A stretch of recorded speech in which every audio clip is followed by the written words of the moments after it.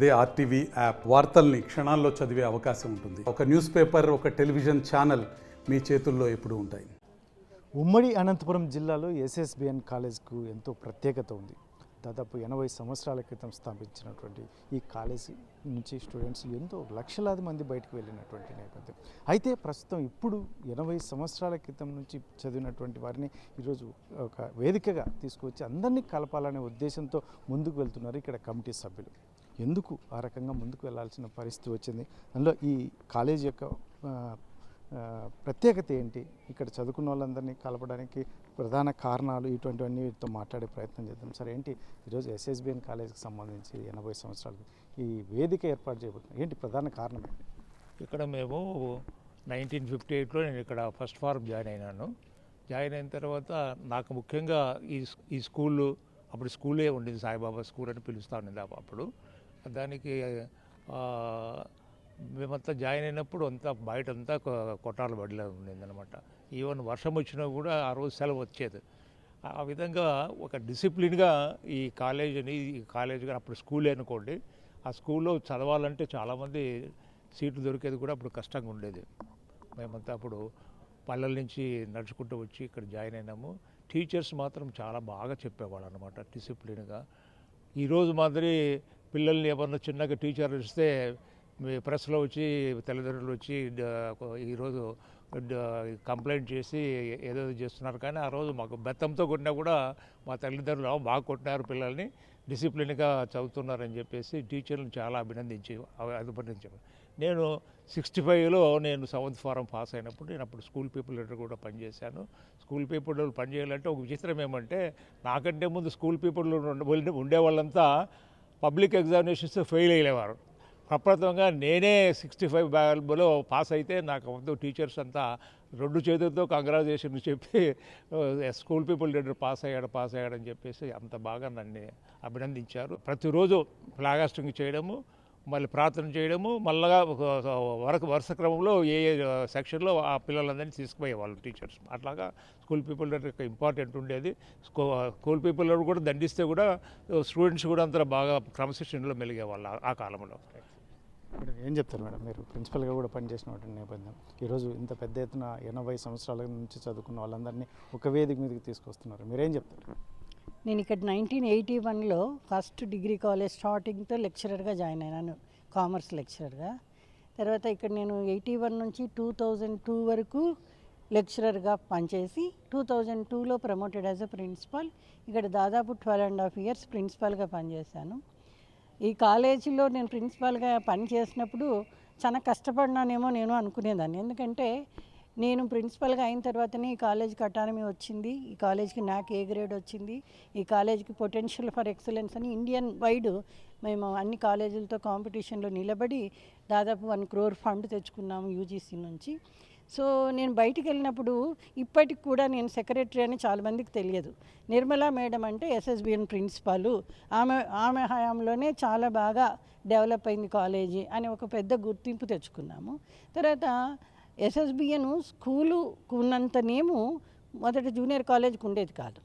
తర్వాత జూనియర్ కాలేజ్కి ఉన్నంత నేము డిగ్రీ కాలేజ్కి బిగినింగ్లో లేదు. ఎక్కడ పనిచేస్తున్నామంటే ఎస్ఎస్బిఎన్ డిగ్రీ కాలేజ్ అంటే అది ఎక్కడ అనేవాళ్ళు. అంటే ఇది ఎప్పుడు కూడా ఎస్ఎస్బిఎన్ హై స్కూల్గా అంత రిప్యుటేషన్ వచ్చేది. సో మేమేమనుకున్నామంటే స్కూలు జూనియర్ కాలేజ్కి ఉన్నంత రిప్యుటేషన్ డిగ్రీ కాలేజ్ కూడా తీసుకురావాలి అని చెప్పి ఒకానొక స్టేజ్లో అనంతపూర్లో లీడ్ కాలేజ్ ఏది అంటే ఆర్ట్స్ కాలేజ్ ఉన్నప్పటికి కూడా పిల్లలు డిగ్రీ కాలేజ్ ఇదే ప్రిఫర్ చేసేవాళ్ళు. ఎస్పెషలీ అమ్మాయిలు సేఫ్గా ఫీల్ అయ్యేవాళ్ళు క్యాంపస్. అట్లా అమ్మాయిలందరూ ఇప్పుడు మా దగ్గర నుంచి నేను 81 నుంచి లెక్కేస్తే 33 yearsలో 31 బ్యాచ్లు బయటికి వెళ్ళారు. అంటే ఫస్ట్ అండ్ సెకండ్ ఇయర్ వదిలేస్తే 83 నుంచి లెక్కేస్తే 30 బ్యాచెస్ బయటికి వెళ్ళారు. ఎంతోమంది పిల్లలు చాలా పెద్ద పెద్ద పొజిషన్లో ఉన్నారు. ఒక అబ్బాయి డిఎస్పీగా ఉన్నాడు, ఏఎస్పీగా ఉన్నాడు, ఇప్పుడు కలెక్టర్లుగా ఉన్నారు. ఒక ఆమె కలెక్టర్గా శ్రీకాకుళం కలెక్టర్గా ఉంది. తర్వాత ఇంకా పోలీసు ఉద్యోగంలో అయితే మా గేమ్స్లో ఆడిన పిల్లలందరూ 60% పోలీసులుగా లేదా ఫిజికల్ డైరెక్టర్గా పనిచేస్తున్నారు. బ్యాంక్ ఎంప్లాయీస్ ఉన్నారు. సో వీళ్ళందరినీ ఒక వేదిక కలిపితే బాగుంటుంది అని మా మేనేజ్మెంట్లో ఉండే అల్యూమిని అనుకోవడము. నేను అల్యూమిని కాకపోయినా కూడా I'm attached to this campus more. ఎందుకంటే పూర్తి అప్పుడప్పుడే మేము కూడా కొంచెం మెచ్యూరిటీ వచ్చి ఎంకామ్ అయి బయటకు వచ్చినప్పుడు ఈ క్యాంపస్లో అడుగుపెట్టి ఈ క్యాంపస్లోనే ఉండి ఇక్కడే రిటైర్డ్ అయిపోయినాము. మెగైన్ ఈ క్యాంపస్లోనే మళ్ళీ సర్వీస్ అందించడం కోసం మేనేజ్మెంట్లోకి వచ్చాను. సో ఈ వేదికను ఉపయోగించుకొని చాలామంది పిల్లలు ఎప్పుడైనా ఇండివిజువల్గా వచ్చిన వాళ్ళు అరే ఇప్పుడు ఇట్లా మారిపోయింది కాలేజీ, ఒకప్పుడు మేము ఉన్నప్పుడు కూడా ఇట్లా లేదు అని అనుకుంటున్నారు. కాబట్టి స్కూల్ కానీ జూనియర్ కాలేజ్ డిగ్రీ అందరి పిల్లల్ని ఒకసారి ఇన్వైట్ చేస్తాము. వచ్చిన వాళ్ళు they will share with others అనే ఉద్దేశంతో ఇది మొదలుపెట్టాము. ఏం చెప్తారు మేడం? ఇప్పుడు మీరు ఇక్కడే చదువుకున్నారు, ఇప్పుడు ప్రభుత్వ ఉద్యోగం కూడా చేస్తున్నారు. ఈ యాక్టివిటీ ఎస్పెషల్లీ ఆ రోజు కలవబోయే అందరూ స్టూడెంట్స్ మీతో పాటు కలిసే అవకాశం ఉంటుందంటారు? తప్పకుండా అండి. ఇప్పుడు ఇక్కడ చదువుకొని మంచి పొజిషన్స్లో ఉండి అభివృద్ధి పథంలోకి వచ్చినారు కాబట్టి వాళ్ళ ద్వారా మన కాలేజ్ పేరు ఇంకొంచెం విఖ్యాతి చెందుతుంది. ఇదైతే చాలా డిసిప్లైన్డ్ కాలేజ్. మేమైతే ఇక్కడ అప్పట్లో నేను హై స్కూల్ సెక్షన్ 10th దాకా జరిగిన 92 బ్యాచ్, తర్వాత డిగ్రీ 1997 పాస్ అవుట్. ఇక్కడనే ఇదే బిల్డింగ్లోనే చదువుకున్నాం. అప్పటికి ఇప్పటికీ కాలేజ్ బిల్డింగ్స్ ఇన్ఫ్రాస్ట్రక్చరు చాలా డెవలప్మెంట్ ఇంప్రూవ్మెంట్ ఉంది. మేమైతే గురువులనే దైవంగా చేసుకున్నాం ఆ రోజుల్లో. అప్పుడు సార్ వాళ్ళు మేడం వాళ్ళు ఇచ్చినటువంటి విద్యాదానం వల్లనే ఈరోజు జీవితంలో సక్సెస్ఫుల్గా పోతున్నాం. పెద్ద ఎత్తున జనవరి 3, 4, 5 తారీఖులు 2025 సంవత్సరంలో జరగబోతుంది కాబట్టి దీన్ని ఆన్ సైట్లో ఉన్న వాళ్ళకు కూడా కమ్యూనికేషన్ చేశాము. అందరూ కూడా వచ్చి ఈ క్యాంపస్ అంతా సందర్శించి అప్పుడు మనం ఇక్కడ చదువుకున్న రోజుల్లో ఉన్న సదుపాయాలేమి ఇప్పుడు గవర్నమెంట్ ద్వారా యూజీసీ కావచ్చు, మన కరెస్పాండెంట్ సారు, మన వాళ్ళందరూ ఓల్డ్ స్టూడెంట్స్ చేయించి సాయం చేసింది వల్ల కూడా కాలేజు మంచి స్థితికి వచ్చింది, మంచిగా ఉన్నాయి. కాబట్టి ఇదైతే సేఫ్ అండ్ సెక్యూర్డ్గా మా పేరెంట్స్ ఆ రోజుల్లో మేము 4 అక్క చెల్లెల్లో 3 ఇక్కడే చదువుకున్నాం. మా మరిది వాళ్ళు ఆఫ్టర్ మ్యారేజెస్ మా చెల్లెళ్ళకి వచ్చిన వాళ్ళ భర్తలు కూడా తర్వాత తెలిసింది మాకు ఆఫ్టర్ మ్యారేజ్ ఇక్కడే చదువుకున్నారు అని. ఏం చెప్తారు మేడం? ఎస్ఎస్బిఎన్ అంటే చాలా ప్రత్యేకత. ఉమ్మడి అనంతపురం జిల్లానే కాకుండా బయట కూడా ఎంతో ప్రత్యేకంగా చెప్పుకుంటారు. ఇటువంటి పరిస్థితుల్లో మీరు ఏర్పాటు చేయబోయే ఈ ఏదైతే ఉందో అందరినీ కలవబోతున్నారు. రాజకీయ నాయకులు కూడా చాలామంది ఉన్నారు. అందరినీ కలిపే అవకాశం ఉంటుందా? వాళ్ళు కూడా వచ్చే అవకాశం ఉంటుంది? రాజకీయ నాయకులు అనేది అంటే ఇది పార్ట్ ఆఫ్ ఎడ్యుకేషన్ ఇన్స్టిట్యూషన్ అండి. నేను చెప్పేది ఏంటంటే గురువు దగ్గర నుండి గూగుల్ వరకు వెతికినటువంటి ఈ టెక్నాలజీలో ఎడ్యుకేషన్ అనే దానికి విలువ తగ్గిపోతున్న ఈ క్షణంలో ప్రతిదానికి గూగుల్ వెతుక్కునే ప్రస్తుత విద్యార్థి లోకానికి ఒక కల్చర్ని మనం ప్రమోట్ చేయాలండి. ఒకటి. రెండోది దీంట్లో 2 ఆస్పెక్ట్స్ అండి. ఈరోజు స్కూలు లెవెల్లో ఇప్పుడు మా సీనియర్స్ అందరూ ఇప్పుడు చెప్పిన కమిటీ మెంబర్స్లో ఒకప్పుడు కొట్టాలు ఉన్నవి ఇక్కడ, అక్కడ పైన ఒక డబ్బా రేకుల కింద పెట్టి మేము చదువుకున్నాము అని ఆ స్థాయి నుండి ఈరోజు ఉన్నటువంటి ఇన్ఫ్రాస్ట్రక్చర్ ఎక్కడెక్కడికో వెళ్ళిపోయినటువంటి ఈ ఫలాలు, ఈ వృక్షము అని మనం అనుకుంటే దీని నుండి వచ్చినటువంటి ఫలాలు మళ్ళీ ఎప్పుడో కానీ ఇన్ని ఏళ్ల తరువాత 1944లో స్థాపించినటువంటి ఒక స్కూలు దగ్గర నుండి పీజీ సెంటర్ వరకు ఎదిగినటువంటి ఈ విద్యా సంస్థలో తిరిగి కలవబోవడం అనేది నిజంగా ఇది అమేజింగ్ ఫీలింగ్. నిర్మాణం ఎక్కడ జరుగుతుందంటే తరగతి గదిలో జరుగుతుంది. మొట్టమొదటిసారిగా వాళ్ళు మాకు ఎవరు రుద్దించినారు, మా గురువులు ఎవరు అనేటటువంటి భావన మాకుంది. కానీ నెక్స్ట్ జనరేషన్కి ఏముందో మాకు తెలియదు. ఇప్పుడున్న టెక్నాలజీలో పక్క గదిలో ఉన్నటువంటి వాళ్ళు కానీ ఫోన్ చేసి ఏముంది అని అడిగే ఈ పరిస్థితుల్లో ఎక్కడో ఫారిన్లో సెటిల్ అయినటువంటి వాళ్ళు ఈరోజు ఈ స్థాయిలో ఉన్నామంటే నువ్వు ఎక్కడ చదివినావు అని అంటారు, నువ్వు ఏ తల్లి బిడ్డవి అని అడుగుతారు. అటువంటి వాళ్ళనంతా మళ్ళీ ఇదొక్కసారి ఇక్కడ మేము కలిసి మాలో ఉన్నటువంటి మధుర స్మృతులను మేము నెమరవేసుకోవాలనేది కాదు భావన.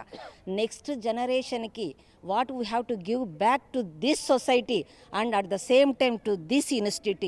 ఇది ఎవరిదో కాదు, మనది. నెక్స్ట్ జనరేషన్కి మేము ఇవ్వాలి అనుకుంటున్నది. ఎందుకంటే ఇప్పుడు ఉన్నటువంటి టెక్నాలజీలో పిల్లలు ఎటుపోతున్నారో తెలియదండి.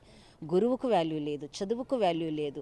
టెక్నాలజీ పేరుతో ఎట్లా మారిపోతున్నదో ఒక అడ్వకేట్గా నేను చూస్తున్నటువంటి దాంట్లో అది నా మెయిన్ ఎయిమ్ అండి. ఇక్కడ ఉన్నటువంటి వాళ్ళకి నెక్స్ట్ జనరేషన్కి ఇది ఒక ప్రమోట్ చేసి ఒక కల్చర్ని మనం చెయ్యాలి అనేది నేను చెప్తున్నటువంటిది. ఏం చెప్తారు సార్? మీరు భుజస్కంధాల మీద వేసుకుని ముందుకెళ్తున్నటువంటి నేపథ్యం ఎస్ఎస్బిఎన్ ఆ రోజు 80 సంవత్సరాల ఏదో పండుగ దినాన్ని ఎలా సక్సెస్ చేయబోతున్నారు? ప్లాన్స్ ఏంటి?